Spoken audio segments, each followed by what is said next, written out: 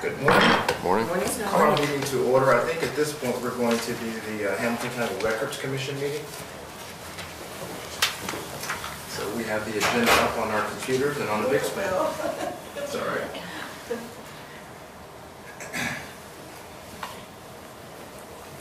So, turn it over to Molly. There's just a few items to take care of. The first is the minutes from last year's meeting, at which no action was taken.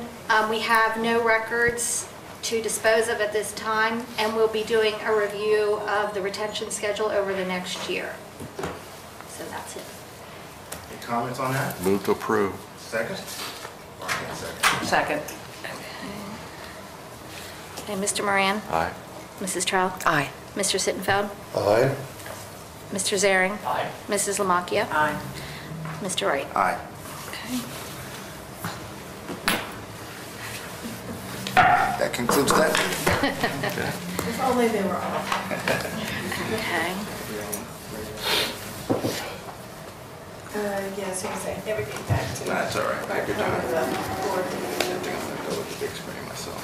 Got my glasses. Oh, yeah. Makes it a little easier. Yeah.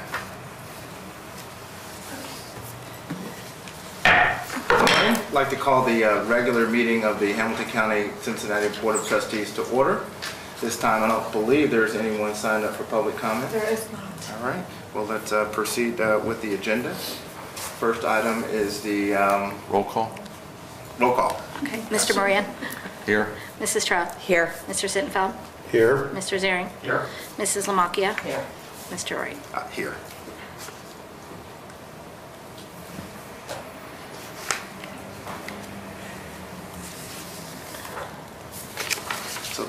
So, first report is the facilities committee. I'll take that, yeah. And I'm going to turn it over to somebody on the staff here. We could talk about the facilities projects, since you were somebody was at the meetings, I assume. Well, we did not have a facilities committee meeting, but this kind of summarizes what's been going on with the facilities projects to date. I think, oh, good, Mr. Hendon is here just in time. Do we want to wait? Why don't you start with the projects? Okay. We did do meetings. We moved you. We're trying to confuse you. Streetcar struck again. With St. Bernard and Running Communities to show them the designs and the floor plans. So, and they're all very enthusiastic, very excited to see this happening. We did do test borings at St. Bernard and Reading sites, and at the Reading site found that there was some uncontrolled fill that was not suitable for building the branch foundation. So we finally came to a solution to use geopiers as the best and least expensive approach to dealing with that problem. The LEED certification process that the Facilities Committee had asked for has been started.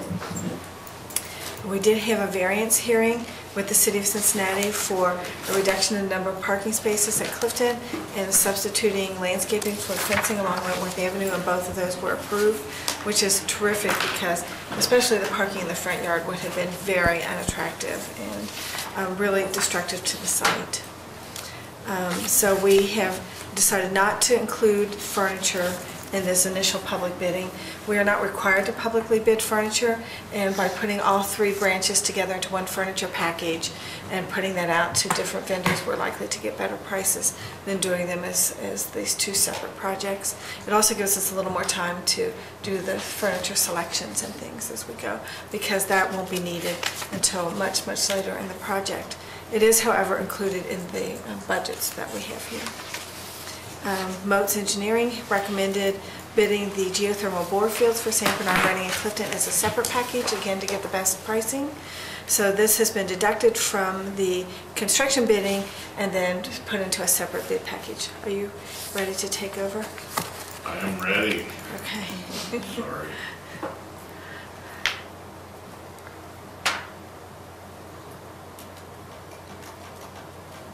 I'm catching up with you. I did all the boring stuff. Okay, what's engineering? Yeah, you saw right there, page 2. Yeah. Okay, estimate for bidding St. Bernard, Reading, Clifton projects are up over 5% of the budget as requested by the board. It is requested that the board approve increasing combined project budget up to by 5%, $525,000 if needed where bids are received. Approve the following bid advertisement for St. Bernard, Reading, Clifton branches, and the geothermal bore fields. Authorize the library director to review the bids with the chair of the facilities committee and enter into contracts with the lowest responsible bidder. If the overall budget exceeds 5% increase request above, no action will be taken until the April meeting. Then there are listed here the advertisement for bids for the geothermal bore fields, the 3 branches, the Clifton project advertisement for bids, the St. Bernard advertisement for bids,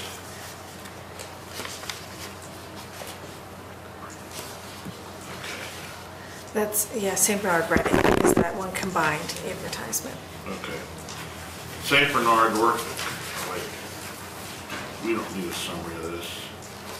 No, unless you have questions about what's in the bid advertisements. Anybody have questions about the bid advertisement? We did make one change since this was sent out. We had to change the address of the company where they will pick up their construction drawings because they had moved. And so instead of being on Sharon Road, it's now Kemper. So we corrected that this morning when we found out about that move. One question, point of clarification, where it suggests that if the overall budget exceeds the 5% increase, that then is predicated on the idea that all the bids would have been received because, so the determination to go forward can't be determined until all the bids for all different projects are received, to be sure that it doesn't exceed the 5%? I'm not sure I understand. Yeah, I think that's the case, that we Thank won't know for sure until we get the bids for all Right. projects. Thank you. Okay, Avondale ADA project update. In order to complete all the interior work, we're requesting that the board approve closing the branch for up to 3 weeks. No firm date has been established for the shutdown and reopening yet. The project is currently on schedule for completion in mid-April. Responses for the request for proposal. As reported at summer meeting, a request for proposal to bundle services that are already outsourced under single contract was developed and distributed to a number of building management companies. 3 companies and management partners, Cassidy Turner and Vioxx, submitted proposals.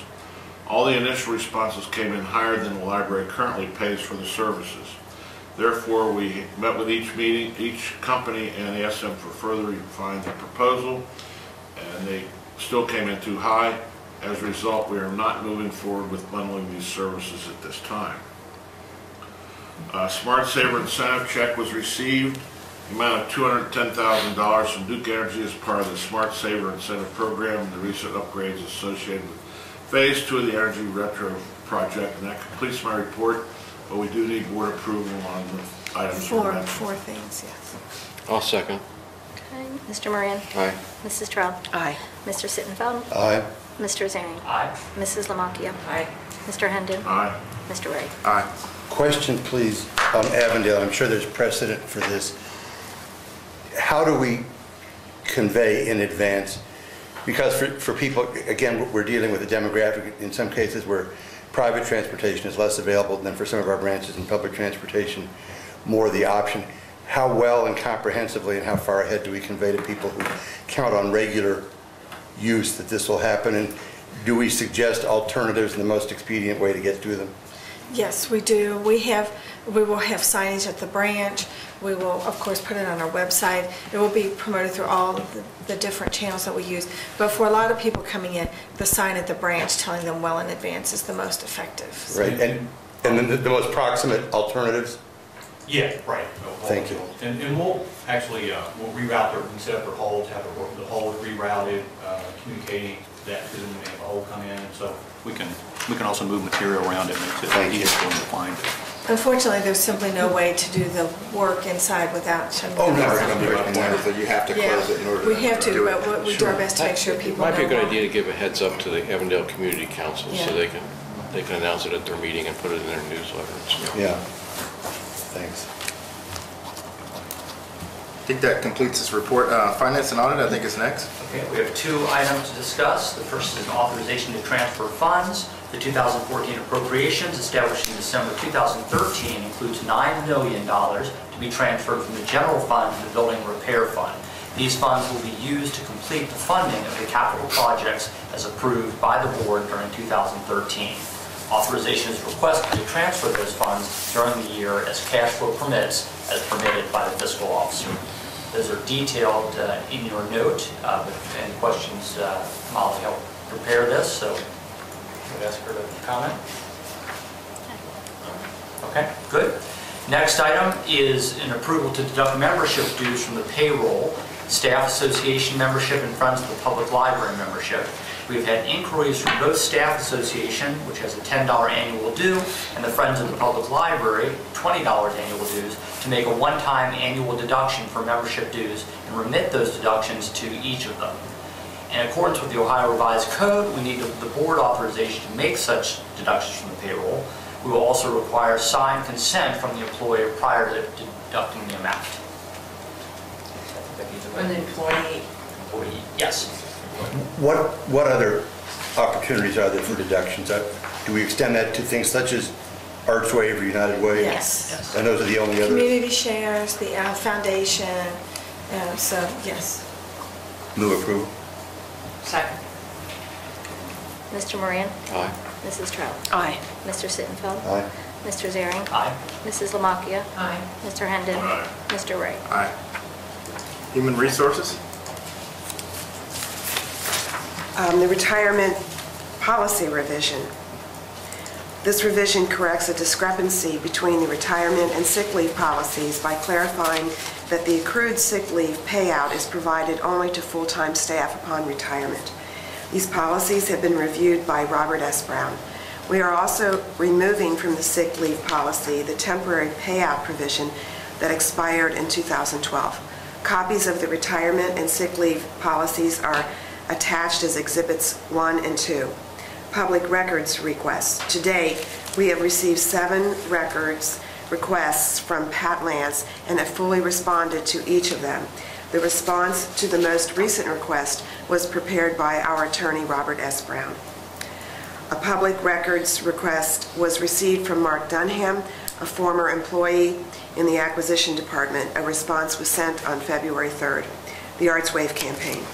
The Arts Wave annual community campaign will run from February 6th through February 21st. Last year, library staff members contributed a little over $1,800. This year, our goal is to raise at least $2,000.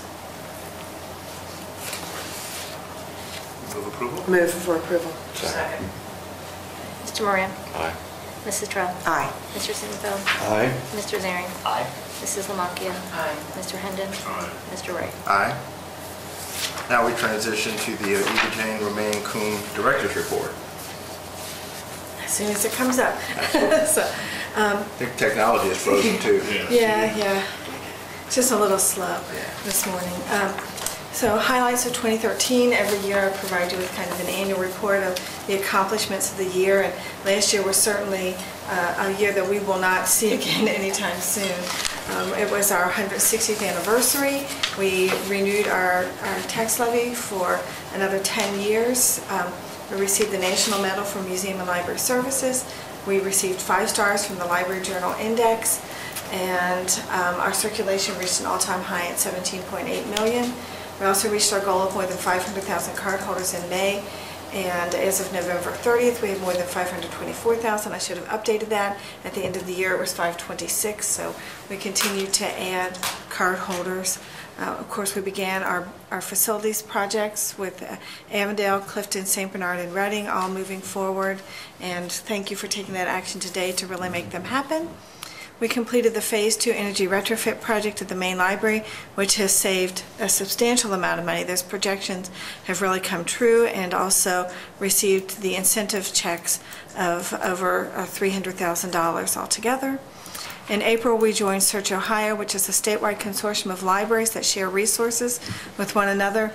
And if you looked at the statistics in the PDF of highlights, you would see that we both loaned and borrowed a significant number of materials through Search Ohio since that became available. Our cardholders are really taking advantage of that. And of course, our friends received the Ohio Library Council Friends Award for 2012-13. So. we're very happy with how that year went. As highlights also shows, we made substantial progress on the strategic plan initiatives undertaken since November of 2012, and we're planning a series of staff meetings to identify new initiatives for 2014. Then we have been continually doing cardholder satisfaction surveys now for, I think, maybe 4 years. And so we did another one in November of 2013. And each time we do this, we get more respondents. So that's good to know. So this time we had more than 6,000 survey responses. Our overall satisfaction rating was 6.3 out of 7 and was the highest of the previous 3 years. The percent, and I just don't have the rating at hand for what the earlier year was. I'm not trying to dodge that. I think that might have been the highest it's been at all time. Did you get any complaints on those surveys? We do get comments, and so there are there are literally hundreds of comments that we read through, and some of them are complaints, and some of them are very complimentary. Okay. And I imagine that you collect those data points, and then maybe it reflects new changes or modifications that you make to this align survey yourself. Yeah. a couple of years ago told us that one of the lowest things were our computers. So we made replacing the computers a priority because we found out that that was something that was really important to people who were using the library. So. Some of the other kind of interesting things that showed up in there is that the percent of customers who have downloaded an item from our virtual library increased from 22% in 2010 to 59% in 2013. So really quick adoption of that type of service. More than half the respondents said they prefer to browse online and come in to pick up their item rather than browsing in the branch. So that's a change that we've seen at all. 47.8% said their primary use of the library was borrowing print materials, while 15.8% said it was to download ebooks, movies, or music. The two highest ratings in satisfaction were for staff assistance and friendliness of staff. And this is an example. In the first survey that we did, these ratings were much lower. So we've done some customer service training for our staff. We just brought that to our staff's attention, and I don't think they necessarily realized that people were seeing them in that way. And so now we've seen those ratings continually improve each year. So that's always good to see. The safety of library facilities close behind, which I think is very important for us to know. The lowest ratings were for digital materials collection, which we were not surprised at because there are so many digital materials that we simply cannot provide to our card holders because of the limitations from the publishers. And of course, public computers and other aspects of the collection scored lower. The library catalog, since we made that change, received its highest rating ever at 5.9. So another change that in previous surveys we had heard people were very dissatisfied with the catalog. So we made that change, and we've seen that rating go up. We also did a new card holder survey that was in November. New card holders are card holders who got their card within the previous 6 months. 40.7% have downloaded an item from the library, and 21.2% cited downloading as the primary reason for obtaining their card, an increase of 10% since 2011. There's been a corresponding 8% drop since 2011 in the number of people who stated their primary reason was to borrow print materials for themselves. So we're really seeing that shift from print to digital reflected in this survey. Then any other questions? Ebooks as public policy. When I was putting this report together, I realized that last year was probably the first time I had talked with you about this issue at this very same meeting. And so here's what has happened since. The 6, now 5 large publishers, because Random House and Penguin have merged, and one of my colleagues is joking that they should name themselves Random Penguin, but I don't think they're going to take us up on that, so it'd be kind of a fun name for them. But they do, even though they are together, they treat ebooks differently under the policies that they had when they were still separate. So Penguin Random House offers a perpetual license of Random House imprints to libraries at 3 to 4 times the hardcover list price. Penguin licensed content for 1 year, then titles expire and must be licensed again. So you have that constant ongoing cost. HarperCollins offers a license good for 26 circulations, and the copy must be licensed again or just not offered. And pricing is generally comparable to hardcover list and often less. Macmillan offers only its backlist at about 1.5 times the cost of hardcover, and the license is good for 2 years or 52 checkouts, whichever comes first. Simon & Schuster currently has a pilot with several libraries, including ours, and the license expires after 1 year. Hachette Book Group offers a perpetual license for 1 copy, 1 user. Pricing is 3 times the primary physical book price for 1 year, then drops to 1.5 times the primary book price. And then they have a very detailed definition of what constitutes the primary book price. One of the biggest problems with this, as you can see, is that every one of these has a slightly different model, so managing your collection is much more complicated than it was when we could just buy a print book and stick it on the shelf. How many times does a hard book cover circulate? It really varies. A bestseller might go out quite a few times, but Cuyahoga County actually looked at their catalog when this change happened in HarperCollins, and they shared with us that there were very few titles in their collection where an individual copy had circulated more than 26 times. So they felt that that was a fair one. Now, some of the smaller libraries say that 26 is not anywhere near enough, that their copies circulate many, many more times before they replace them. So it's something that varies quite a bit from library to library and from title to title. Well, I was thinking of bestsellers, how many times they go out, because those are what people would probably pull up on an ebook. Yeah, very quickly. So the answer is, it really depends. It's as varied as this. Yeah. But we don't have to manage it quite the same way. The Ohio Library Council's Legislative Day is scheduled for Wednesday, April 2nd, and of course we will be there to meet with all 10 of the legislators who represent Hamilton County. I have one upcoming presentation tomorrow with a group at the invitation of John Frank. It's a group of realtors, and it's at the University Club, and I understand it's very informal, so my schedule in that way is slowing down. Waycross has been recording board meetings for airing on Waycross and through its website since 2002. And this has been an invaluable service, providing greater transparency of the library's decisions to the entire community. And they are now asking that we partner with them through some financial support to help keep this service available. It would be $1,500 annually to do this, and certainly this is not something we could provide with our own staff for that cost. Here's some news about the Library Foundation. They had a fundraiser coinciding with the public lecture of Jessica Fellows. What? Why are you laughing? Because I heard a little bit about this. And it was a very snowy day, but we still had a really good turnout, both for the foundation event and for the lecture. And you were both there at the author talk. I wouldn't use anything down here. How many? It looked like a lot of people. How many people were there? We are estimating about 500 for that. So it's hard to keep count. But it was a nice audience, you know, and especially given with one exception. Who was the phone rang in the front row. A woman, rather than being horrified having been asked, answered in a normal street voice and continued chatting in the same voice until the whole meeting ground or presentation was ground to a halt, and a guard had to come. And she stood up, irritated, and said, "It was important." Such conversations, 5 o'clock, not 4:30. Yeah. That wasn't you. You were. You were in the front row.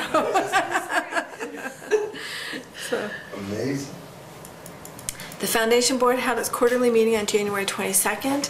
At that meeting, the Foundation distributed more than $52,000 to the libraries for programs, the FINRA grant funds, Caldecott Books, that's an endowment, a gift in memory of a woman's mother, where she uses the money to buy Caldecott Books each year. The Foundation reported that they received a $25,000 grant from the Ohio Valley Foundation to provide the last 9 after-school Edge systems, and an anonymous $66,000 donation to fund summer reading camps at 7 library branches. The Foundation's annual fund total as of that meeting was $108,000. $57,000 was transferred to the Foundation endowment, which is now at $3.1 million. And the annual distribution from the Eva Jane Romaine Coombe gift for naming rights for the director's position was $36,204.60 and has already been received by the library. Oops, I went too fast. Where are we? Friends. The proceeds from the Friends Winter Warehouse Sale in January were $25,845, a sizable drop from last year's funds of over $39,000, but the weather was miserable for most of that weekend, and certainly the first 2 days of the sale. And the Friends Board of Trustees meeting was held January 24th. They approved their fiscal year budget, which includes $225,000 in library support. They also announced that memberships are more than 2,000 for the first time in many years. And that's partly because at their winter warehouse sale, they offered half-price days for members. And so many people came and bought a membership in order to get that half price. The next book sale will be at the Harrison Branch Thursday, March 6th through Saturday, March 8th. And then you had attached to that the whole version of highlights. State of the library. Yeah. So there you are. Any Yeah, questions? In the face of such an extraordinarily successful year, when you reflect on the total system which you oversee, what are the greatest challenges or challenge that you feel, the ones that are most either significant opportunities or challenges themselves?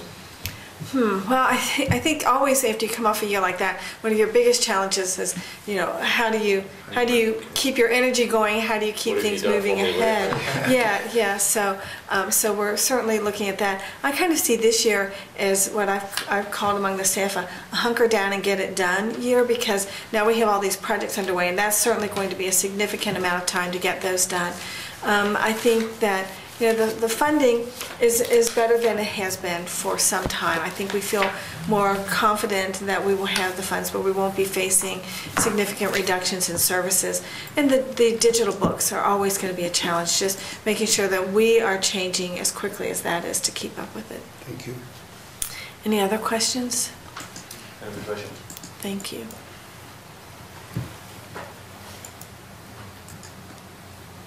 Did we have to vote on the $1,500? I don't think so. Okay. That's such a... Fiscal officer's report. The library's 2012 Comprehensive Annual Financial Report again received the Certificate of Achievement from GFOA. We've received this annually since the first CAFR in 1993. There's a table that presents the year-end fund balances. This is slightly, we were slightly ahead of what I had anticipated back in December, mainly in the general fund. We had some conservative estimates, but we need to report this just so the estimated resources and appropriations, you guys are aware of those as they were reported to the county. And then the 2013 general fund budget compared to actual, there's a table there that shows the comparison with the original budget. The overall revenue was within 0.5% of the original budget, and the expenses came in 5% less than the original budget, and this is in large part from realized salary and benefit savings as a result of continued implementation of ongoing cost savings and the vacant positions during the year, as well as utility savings recognized through the 2 energy retrofit projects.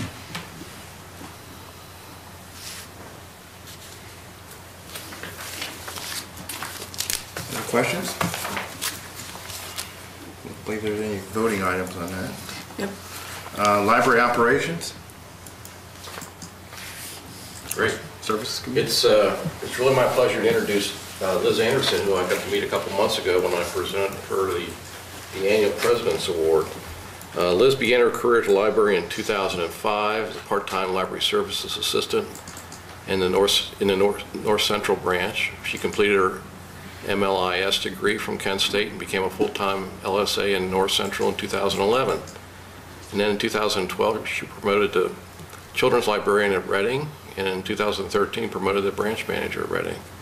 And during that year, last year, she received the MVP and President's Award for her efforts to build partnerships in the community. And she has a really varied background. Before coming to the library, Liz worked over 20 years as a musician, as well as working in environmental engineering, prison outreach, and college textbook publishing. Liz, welcome.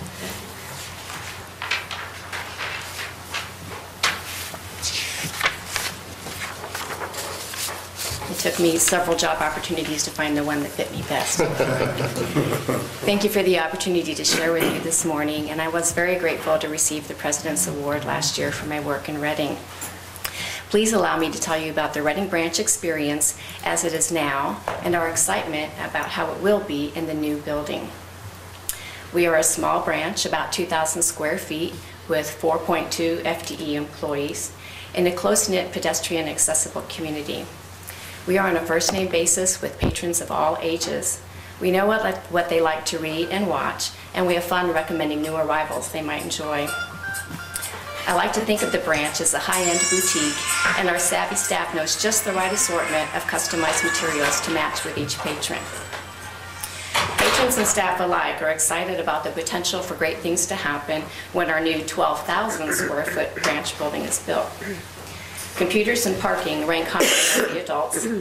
It is hard to find an open computer at the current branch, and even harder to find a parking space.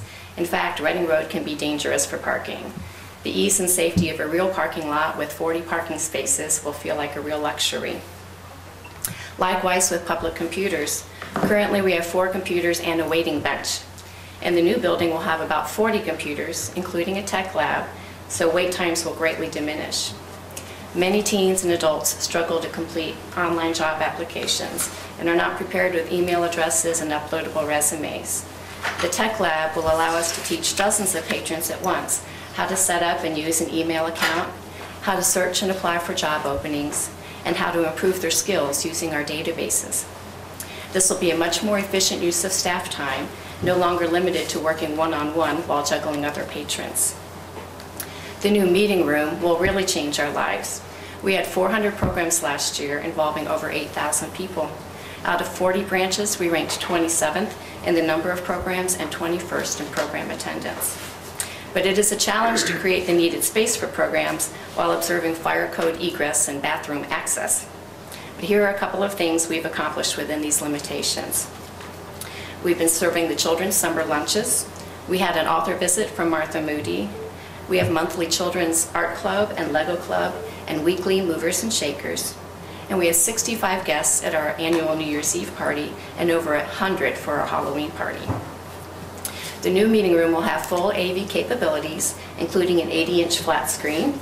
This will enhance our monthly movie screenings and Wii gaming, and will be an asset to the community groups like the Reading Historical Society, who will use the room.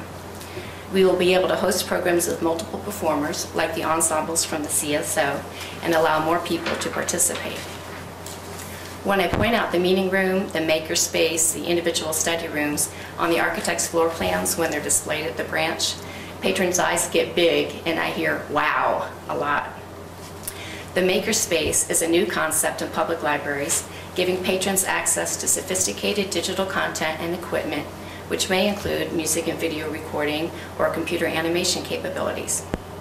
The individual study rooms for those who need a quiet place to study or for those who need privacy to talk freely without disturbing others, like our Chinese conversation group, will greatly improve the atmosphere of the branch. The teens are excited about having a space of their own. Teens account for a large portion of our daily visitors since they come directly to the library from their nearby school. Now there is only a tiny section set aside for them and only one bench as teen furniture.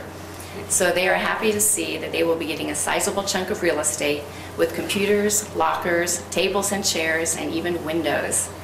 I asked some of the students what they would like you to know about the Reading Branch Library, and here are some of their comments. The activities are fun, like making 1,000 paper cranes, pet band Mondays, and teen club Fridays. We love the free Wi-Fi. We don't have another place to go after school where we can just sit. And people here are caring and funny and encourage us to do well in school. Finally, the staff looks forward to the spacious workroom and break room. We are also excited about being part of the new mobile service model.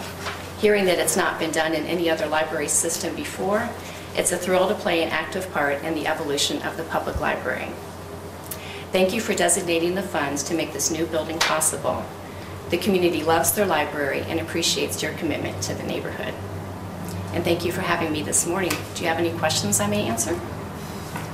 Mr. Sittenfeld? You cite so many interesting things going on, and perhaps I should know the answer. Is there a systemic way that you and the other branch managers get together to share ideas that work and ideas that work less, while realizing that the demographics, the needs and expectations vary?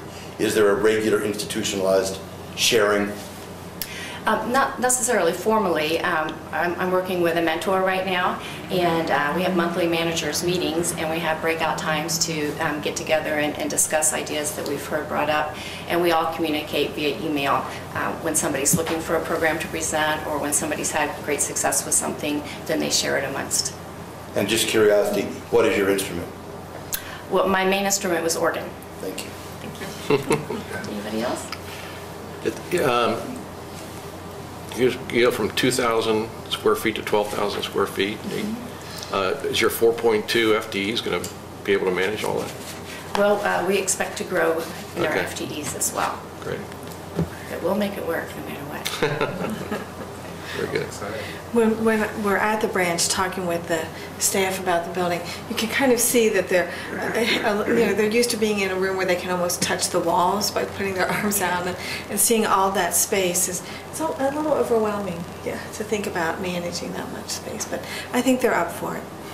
And when we show people that the meeting room that's projected is the same size as our children's room, which is half our library, then it just really gives them scope about the space and resources we're going to have. Thank you. Exciting. Thank you. I'm going to get another call. No. Okay. Can you play the whole song next time? GED. They're trying to get me on the 2 o'clock flight out of here.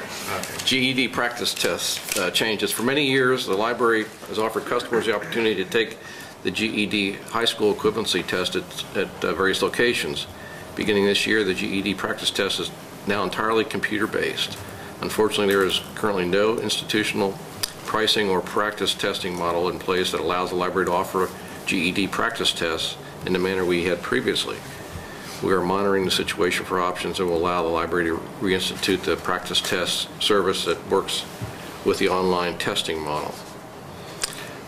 Streaming music service added. Streaming digital content is a preferred method of listening to music and watching video for most people. We have added a new streaming music service from FreeGal, the company that brings us a streaming movie option as well as downloadable songs. FreeGal streaming music is a high-demand addition to our downloadable resources stable, which allows our customers 3 hours of music streaming a day. With streaming, there is nothing that needs to be returned or that expires and requires deleting. We have a new clock system. Is that on? They keep it all the time once they get it? No, it's. They just streaming listen in, for listen 3 the hours kids. and then it's over. We have a new clock system. I'll let you read it at your leisure, but it's a Wi-Fi clock system that will reduce our number of clocks, and we don't have to change them. They change automatically, and we go from 92 to 29 clocks in the library. Mobile service test beginning at the Westwood branch, building on the success of the Information and Reference Department's usage of mobile devices to provide services at main library. The Westwood branch is currently piloting a similar project for mobile branch services. And why did we pick Westwood to do that? Craig, Why did we pick Westwood to Well, I think we had the staff, and it's similar in size and volume, I think, in our new branches, and I think the staff were open to doing it, and we had a good manager there, I think, would work it well, so that's why we chose Westwood. Rather than delivering reference and circulation services via their trademark public desk during designated time periods over the next several weeks, Westwood staff will provide these services using tablet devices, which offer easy access to the library's ILS and online reference resources. The tablet devices will allow staff to search the catalog and place holds, introduce customers to ebooks, demonstrate use of mobile app, and perform most basic circulation function. I think that's really important for people like me. The success of this pilot project is currently important since the new mobile service model will be implemented in our new branches as we open next year. Yeah, if you look at the plans, you will notice they do not have a big circulation desk on them. So, why don't you one of you talk about the grant award that we got from Bella? Yeah, we received an LST grant along with Cleveland, Columbus, and Toledo to create these digitization hubs. And basically, it's we've been doing a lot of digitizations 3, 4, 5 years. 7. 7 years here, and so basically the grant will allow us to create these similar hubs throughout the state, so that we can throughout the state digitize collections from other libraries, other institutions as well. So we'll be getting some new equipment, and these other libraries will be getting some digitization equipment as well. Okay. Go ahead and talk about the conference presentations as well. Yeah, PLA, Public Library Association Conference, which is the major public library a national public library conference, occurs every other year, and this year it will be in Indianapolis. And we have a couple of folks, or a couple of presentations that are being presented. Chris Holt, regional manager, and Lisa Soper, who's a children's librarian, will make a presentation, Developing Your Library Card Holder Base, along with some folks from Carnegie Library of Pittsburgh. This is just talking about our child-only, teen-only, downloadable complimentary cards, which type of library cards that we created a couple years ago, and making a presentation on that. And then Holbrook Sample will also be talking about, with someone from Columbus, about rejuvenating technical services, finding a clear course in a new materials flow. We reorganized our tech services department last year, so that's primarily what he'll be talking about on those, his presentation. We have a number of programs and exhibits of note. Saturday, March 15th at the Main Library, we'll host one of the Arts Waves Macy's Art Samplers Weekend. And then St. Patrick's Day, the usual celebration on March 17th, we'll have the McGinn Irish Dancers. Always well attended and a great event. Huge program. The 2014 Connecting Readers with Hamilton County Writers will be on April the 6th. And the Teen Poetry Contest, part of the National Poetry Month. The library will host the 12th Annual Teen Poetry Contest in April. And then the revived Italian architecture from classic inspiration to modernity will be in the Joseph S. Stern Jr. Cincinnati Room until April the 30th. And then we have the Cincinnati Public Schools Citywide Art Exhibit, which will be in the atrium from March 1st to April 20th. And then the annual construction Andy Hunger project, we will again, the teams will be erecting entries. They'll be in our lobby on March the 5th. And they'll remain there through March the 23rd. That's always a fun event. They are really fun. I mean, we watch them putting them together, and we try to guess what they are, and really interesting to look at when they're Like big finished. Legos. Yeah. Does the library staff construct one, or do we just provide we don't. space We just for others to provide come in and space. construct? If we constructed one, they'd look like books. Okay, no vote needed there. But, you know. All right, I think that covers our sort of action items for sort of contested matters. I don't know if consent agenda matters are on the agenda, A through H on your sheet. So, Those do need to be voted. yeah. So, Second. yeah. Mr. Moran? Aye, and I'll pass on investments. Mrs. Trout? Aye. Mr. Sittenfeld? Aye. Mr. Zering? Aye. Mrs. Lamacchia? Aye. Mr. Hendon? Aye. Mr. Gray? Aye. I will go see if our folks from Duke are here yet. Next on the agenda is the Duke Energy Power Partner Award. I got tied up in the construction for the street. Well, I'd like to welcome our guests from Duke Energy. They are here to present the library with the Power Partner Award. And so if I could just introduce the people at the table real quickly. We have Ross Wright, who is our board president, Molly DeFossi, our fiscal officer, Bo Moran, library trustee, Barb Trout, library trustee, and Paul Sittenfeld, who is the board vice president this year. Mary Bennett Brown is our HR director. Liz Anderson, who just happens to be here doing a manager's presentation from the Reading branch. Greg Edwards is our deputy director. Alan Zering, a library trustee. Betsy Lamacchia, the board secretary, had to leave. She is going to South Africa. And Bob Hendon, who is our facilities board committee chair for our board. So I'll turn it over to you, Michelle. Okay, thank you. Well, good morning. Good morning. And thank you for having us to your board meeting. We're thrilled to be here to celebrate the Power Partner Award. And I'd like to introduce the individuals from Duke Energy. We have Michael Pahutsky. He's the Director of Large Account Management. Mary Ann McGowan is a segment manager. Jim Henning is President of Duke Energy Ohio, Kentucky. Blair Schroeder from our Corporate Communications. Marvin Blade, who is a Community Relations Director. And Ken Newt, who is a Program Manager for Smart Building Advantage. I'll go ahead and turn it over to Michael. Great. Michelle, thank you, and good morning, everyone. Good morning. I couldn't help noticing your tie. What a great tie with the Michelle's books on it. But I'm here to talk a little bit about the Duke Energy Power Partner Award and why we're recognizing the library for this prestigious honor. The Duke Energy Power Partner Award was formed in 1992 to annually recognize customers who have worked with Duke Energy in true partnership.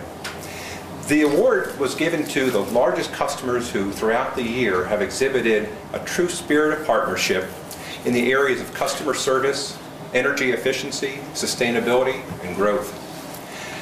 Duke Energy has over 4,000 large business customers throughout the Carolinas, the Midwest, and Florida that are eligible to be nominated for the Power Partner Award each year.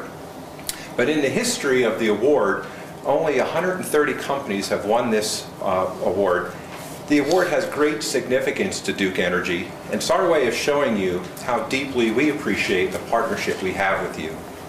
This year, out of the 4,000 large business customers we serve and all the nominations from our account management organization, only 18 organizations have been selected as winners for 2013, including the library, so congratulations. We're most impressed with the work of the library to undertake the Smart Building Advantage Assessment and then the resulting energy efficiency projects such as the lighting, the controls, and the HVAC upgrades that the library has performed. We understand the commitment it took the library to fund these projects, but really appreciate the library taking a long view towards maintaining its facilities. Through phase 2 of the project, the library has implemented energy conservation measures that will save over $300,000 a year in energy costs, with an additional $60,000 in savings coming from phase 3 of the project, which is yet to be implemented. And aside from the monetary savings, saving this energy has real repercussions for our community as well. These savings are the equivalent of taking 777 cars off the road or serving 558 average homes. We're so pleased to recognize the Public Library of Cincinnati and Hamilton County as a 2013 Power Partner Award winner. Your company now joins a select group of customers that we hold in the highest regard, exhibited through this partnership recognition. Congratulations to the library and its team. Thank you. Thank you. With that, I'll turn it over to Jim Henning, our president, who will also have some remarks he'd like to share with you. Great. Great. Thank you, Michael. Thank you, Michelle. Thank you. Hey, Bill. I didn't see you when I walked in. Good seeing you.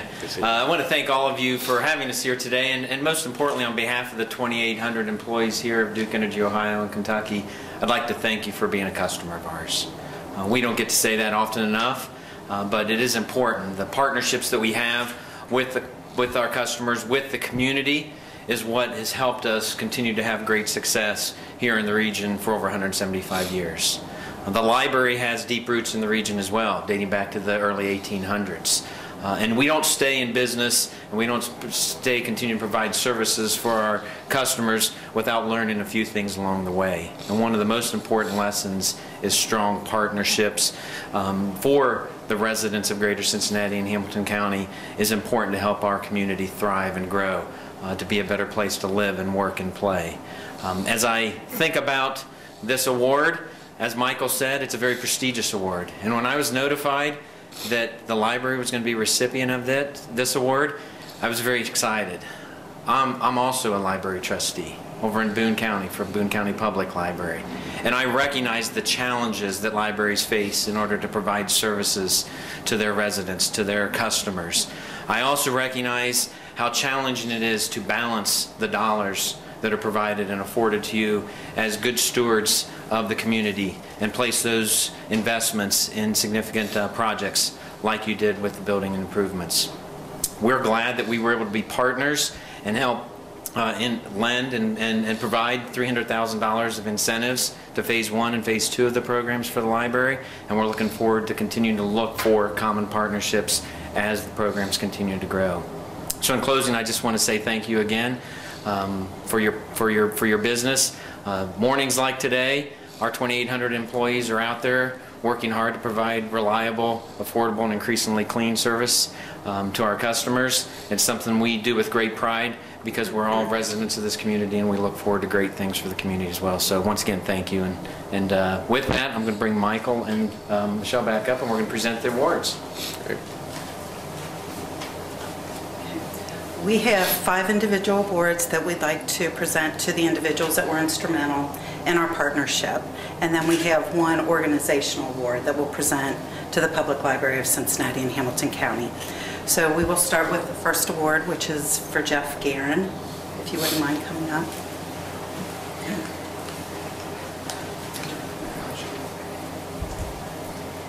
Jeff, congratulations.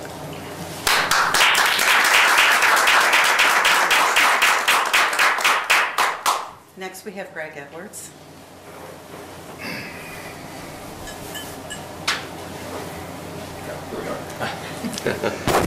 Great.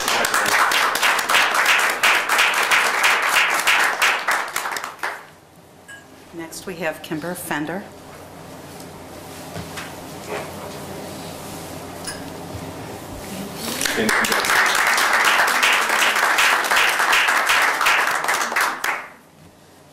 Next, we'd like to award Bob Hendon. Bob, congratulations.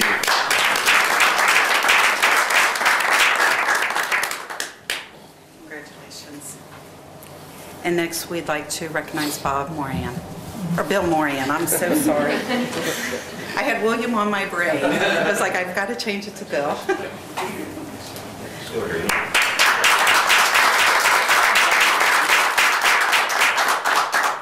And next, we'd like to give out the award to the library, and we would like Ross Wright to accept the award, please.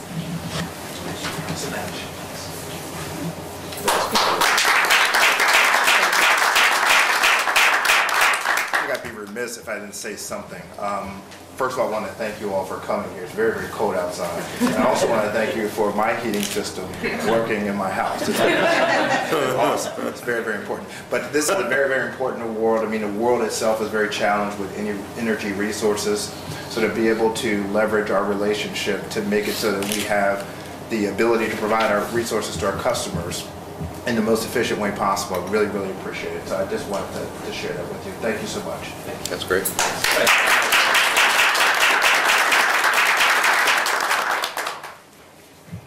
And in closing, I'd like to say, as a parent who has spent many hours in the library with my children over the last 25 years, it is such a great resource to have the library in our community. And I can't tell you how many hours I've spent there, how many books we've checked out, or how many fines I've paid. It has been many.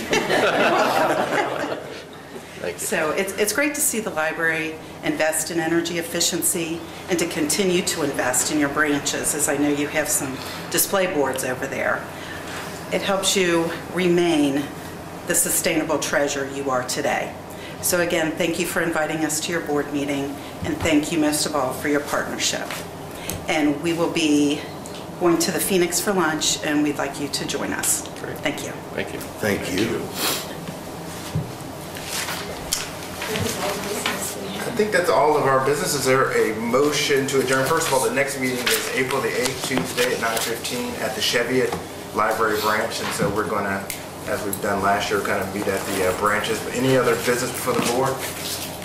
Is there a motion to adjourn? Don't need one. All right, we're done.